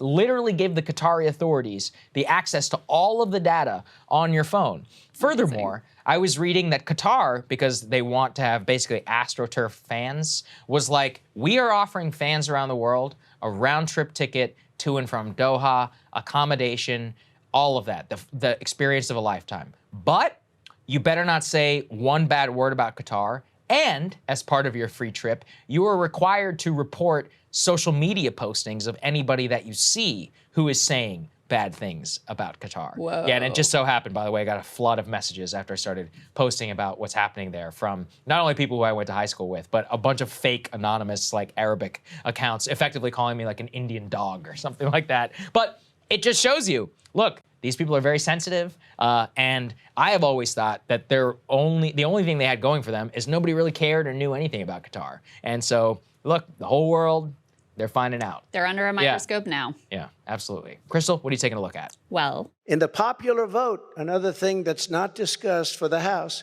we must remember that Republicans won 5 million more votes, the largest margin in many, many years, over the Democrats. 5 million more votes. That's a big thing. famously, back in 2016, Hillary Clinton won more votes than Trump, but ultimately, of course, lost the presidency because of a structural disadvantage for Democrats in the absurd electoral college system. Well, suddenly, Republicans are a lot more interested in the popular vote because for the first time in a long time, that dynamic actually flipped. So in the overall popular vote, President Trump there is correct. The House actually did shift pretty significantly towards Republicans. Counting is still going on, but Republicans will end up with maybe about a 4-point edge in the nationwide popular vote for the House. In spite of that, however, Democrats are only losing the chamber by the narrowest of margins, outperforming their overall popular vote total. Now, the big reason for this is that Republicans wildly outperformed in non-competitive districts that Trump had previously overwhelmingly won. But if you show up in droves in a district that you already hold, doesn't help you any in terms of picking up seats. All the actions in the swing districts, and here the Republican record is a lot less impressive. In the type of seats that they needed to win in order to manifest that full red wave, they underperformed. So here from Patrick Ruffini is a chart that shows exactly what I'm talking about. In the nearly 160 solid red seats where Trump had previously won really easily, Republicans romped. They voted around 7 points even more Republican in 2022 than they did back in 2020. But the GOP had their most underwhelming performance in the purple swing districts where Biden had narrowly won. So in seats that Biden had won by between 0 and 5 points, Republicans managed to only improve a couple of points on their previous margins, enough to narrowly reclaim the House, but just barely. The exuberant performance in Trump country, that boosted their popular vote numbers, but it did nothing for them in terms of flipping seats in order to achieve a larger House majority. Now, the reason for GOP underperformance in those swing districts is pretty clear. Trump and his Stop the Steal obsessions were very popular in deep red areas and were completely toxic among independents. Nate Cohn at the New York Times crunched the numbers on exactly how much of a drag Trump and his conspiracies were on candidates, and the verdict was it was a total unmitigated disaster. MAGA candidates, on average, performed about 5 points worse than what they labeled traditional Republican candidates. In swing districts, that penalty was even higher. In the districts that were truly competitive, MAGA-type candidates performed about 6.5 points worse than those traditional Republicans. Now, there were some high-profile examples of underperformance that back those numbers up. You've got Lauren Boebert, who underperformed Trump by about 8 points. And by the way, her race still has not been called. It's going to a recount. Marjorie Taylor Greene is in a deep red safe district, but she also underperformed Trump by about 6 points. Herschel Walker underperformed fellow Republican Brian Kemp by about 8 points. Now, to state the obvious, for Republicans, this is a big problem. Trump's influence still hangs heavily over the party. He single-handedly made Stop the Steal a critical litmus test issue in the 2022 Republican primaries. And although there is a lot of elite hope that voters are ready to move on from that, there isn't a lot of evidence for that claim at this point. For now, Trump is the Republican frontrunner for 2024.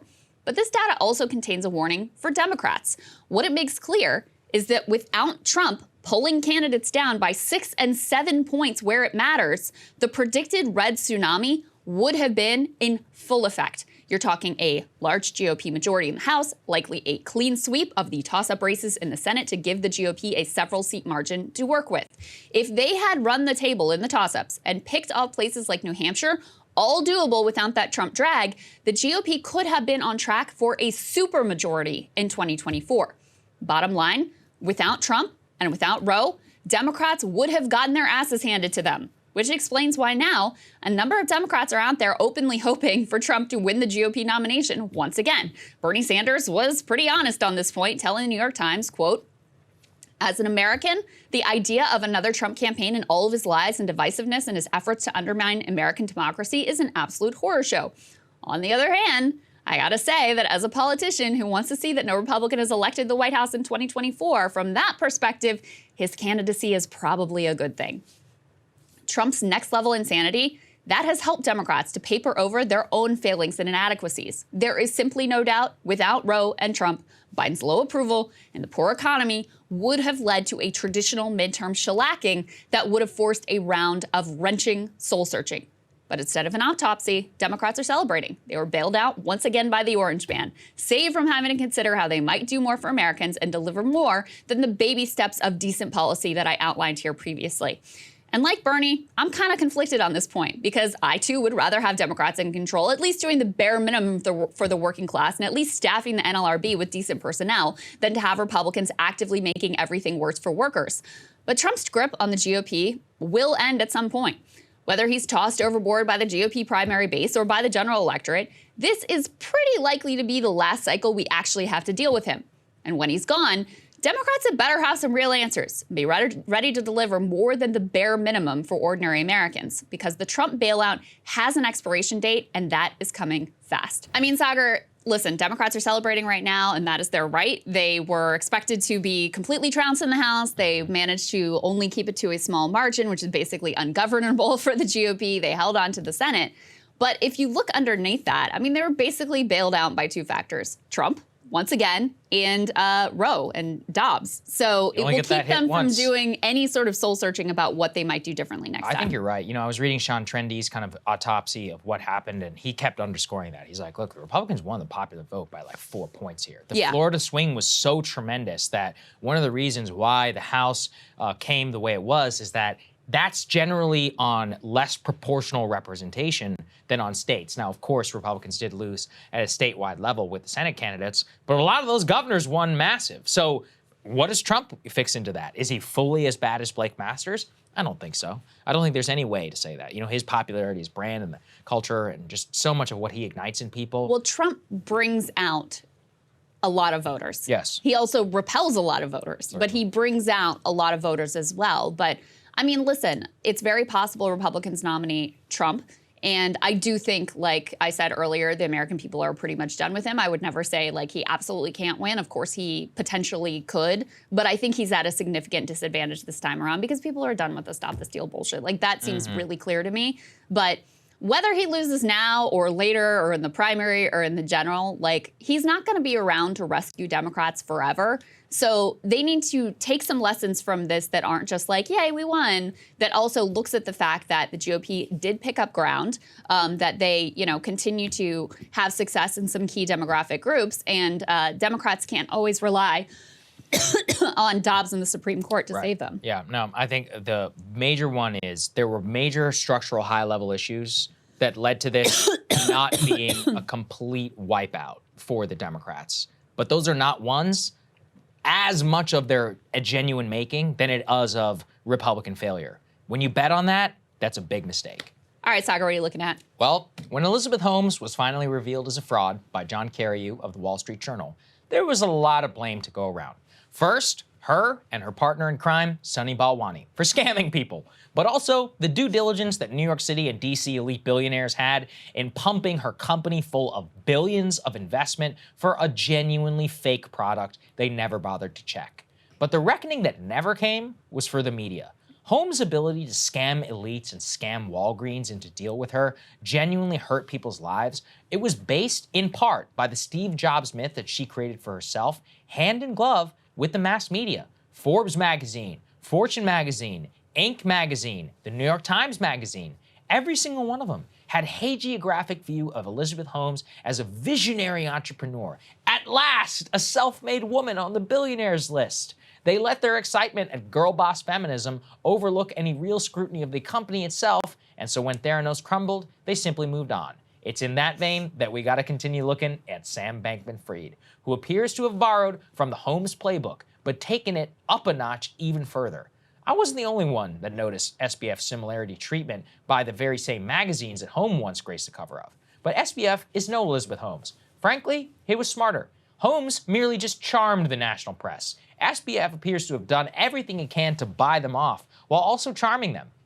He not only was treated the same as Holmes was by the national press, but he went further, making sure to fund left-aligned news outlets, including, but not limited to, ProPublica, The Intercept, the newly launched Semaphore, and Vox News. All that funding, of course, backed by his potentially ill-gotten gains. But it also explains the extraordinarily odd incident right now, which really just underscored this. The New York Times got what should have been the scoop of the century. An interview with SBF after his potentially illegal diverting of $10 billion in customer funds came to light, and after his company went completely bankrupt.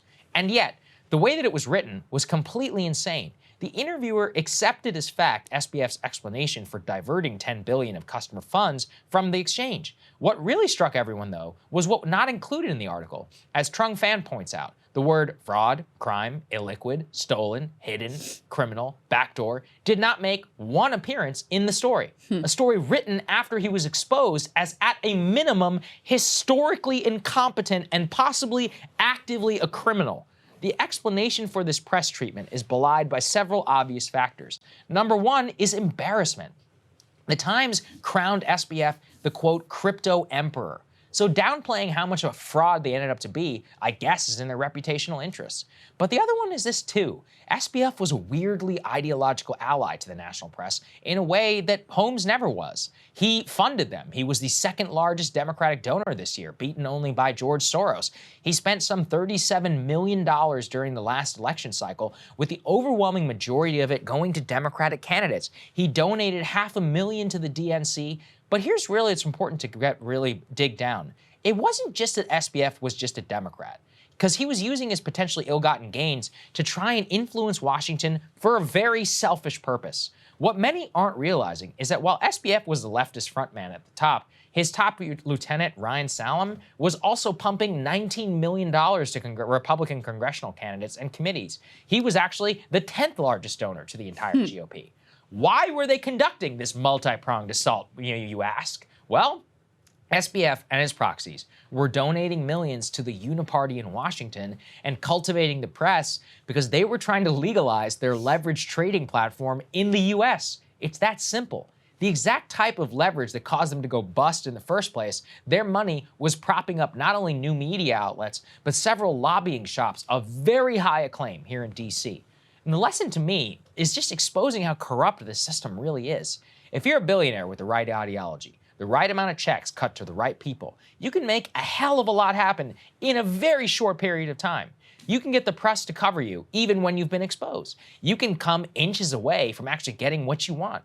Remember this, FTX only went bust because of a leaked document and a liquidity crunch. If that document never came out, we would still be chugging along. He would likely have prevailed in adopting a regulatory framework, which would have only made him 10 times richer in the US, and it would set him up to have wealth on par with Jeff Bezos in like 5 years. If it was this easy for SBF, imagine what the real titans of industry are doing behind the scenes. Imagine how many of them are just as full of it as he is. I mean, that was an unbelievable expose to me. A lot of people online are talking about the Democrat thing. Look, I'm not saying it isn't important. Well, it's like he also gave to a lot of Republican candidates, and his top lieutenants are giving to all these Republicans. Yeah. And so then you dig deeper.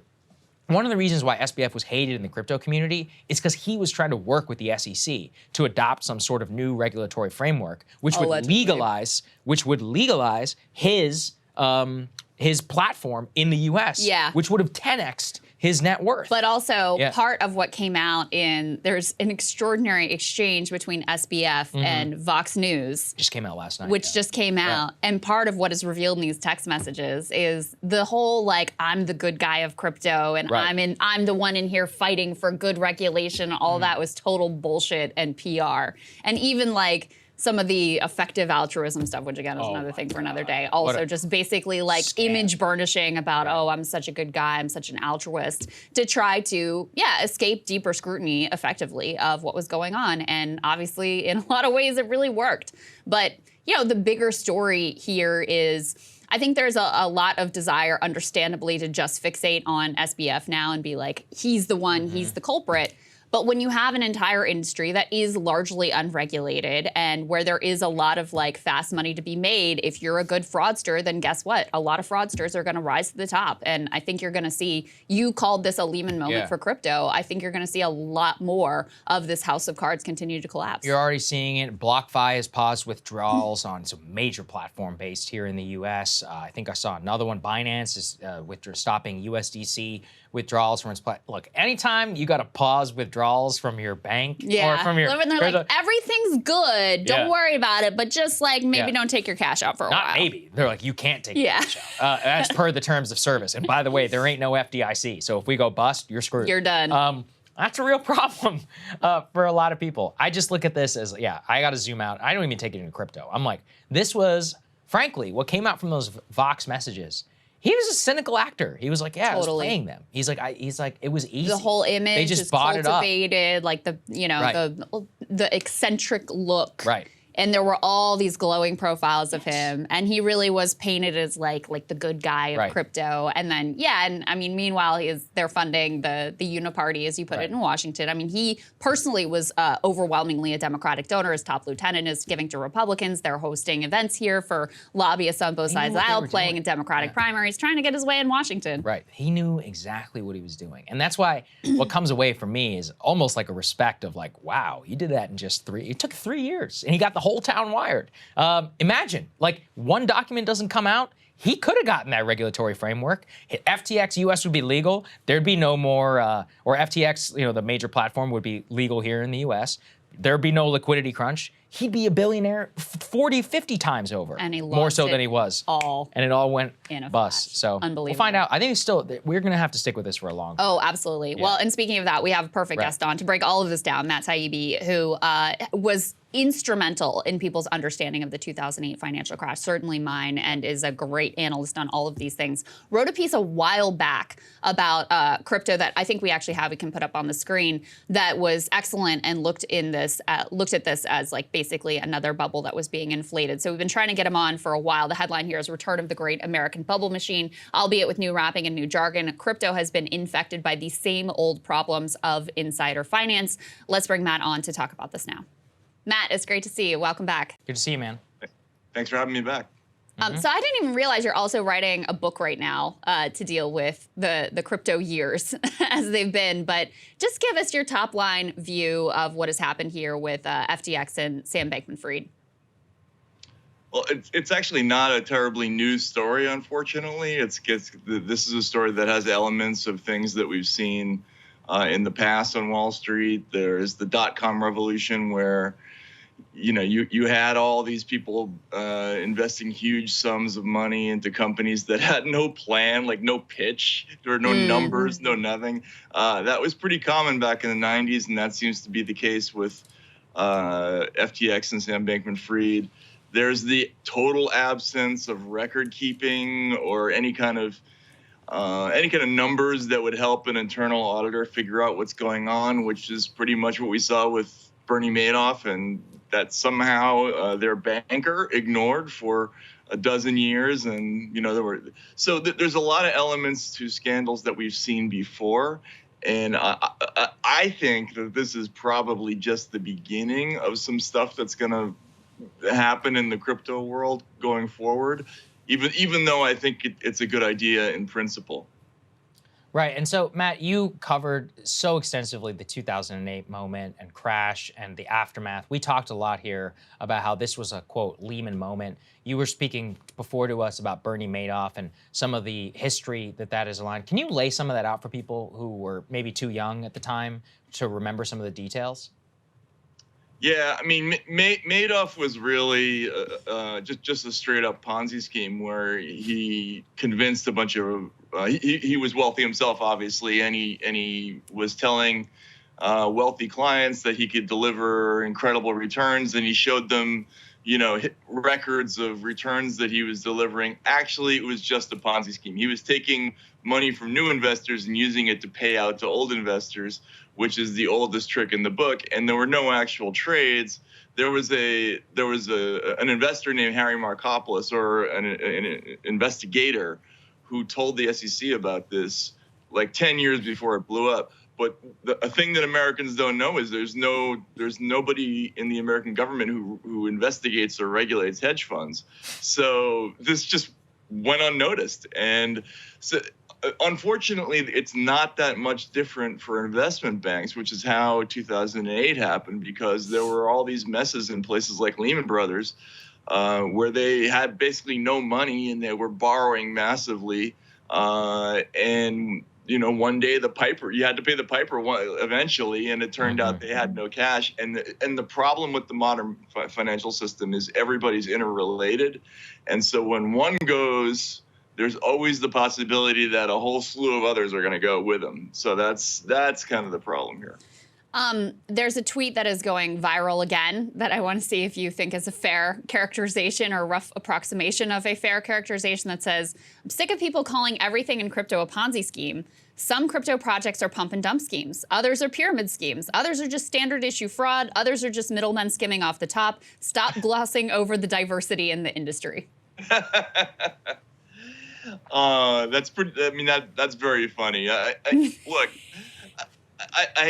I hate to joke about this because I think crypto is a good idea. Actually, I agree with that. It was designed actually specifically to get around the problems of 2008.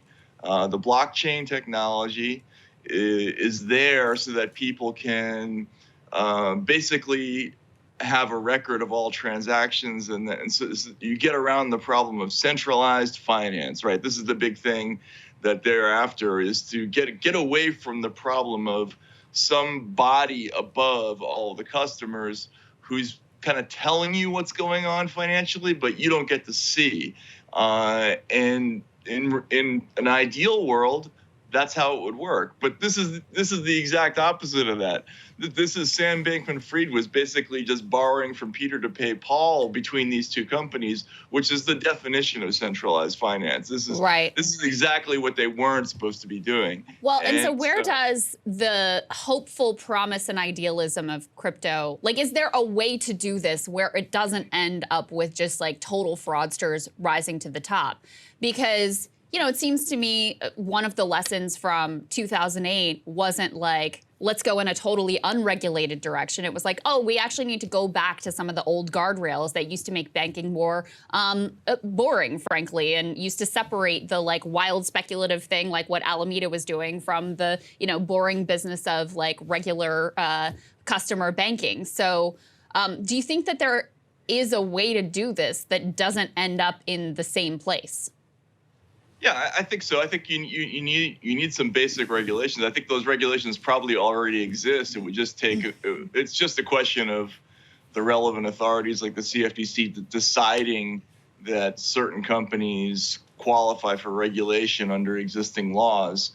And then once you have that, then you'll probably have sufficient authority to go in and make sure there's no hanky-panky going on. But I do think that similar to what happened in the .com revolution, where you had all these web vans and e-toys and all these other fraud schemes, you know, sucking up mass amounts of money. But in the end, we did end up with Google and Amazon and other companies that were major revolutionary companies. I think that's going to happen with crypto. I think there will be products, Ethereum, Bitcoin, maybe that will survive, and they will become something that will grow out of all this. But for the time being, it's the Wild West. And anytime you have a loose monetary environment, lots and lots of places to borrow money and not a whole lot of places to put it, this is what's going to happen, is stuff like this. Yep, I think it's really well said. Well, thanks so much for joining us, Matt. We really appreciate it, man. Great to see you, Matt. Good to see you both. Thanks very much. Yeah, our pleasure. Thank you guys so much for watching. We really appreciate it. We got the live shows going on, New York, Boston. Links are going to be down in the description of the video.